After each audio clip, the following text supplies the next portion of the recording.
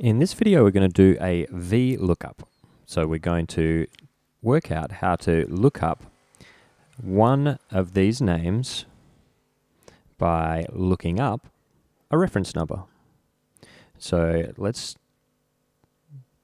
start with the formula equals VLOOKUP and then open bracket. And now you can see the shape here. We've got a lookup value, a table, and a column index. Those are the three important ones for a VLOOKUP. So what are they? Lookup value is the number that we're looking up, or the value that we're going to look up in the table. So in this case, let's look for name number 2. Then we need the table array. This is where exactly are we looking for this number 2. So let's click on the sheet that we're looking for, which is lists, and highlight all of the names and the numbers.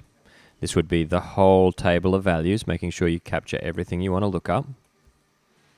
And then which column number are we actually getting the result from? Is it column number 1, column number 2, or the values could be as wide as you like, but in this case we've just got 2 columns. So we want column number 2. And that's going to be it. If I hit enter, now we get Cindy. Let's see if that was right. Go over to lists. Yes, number 2 is Cindy. Let's see what number 4 we would expect it to be Phil.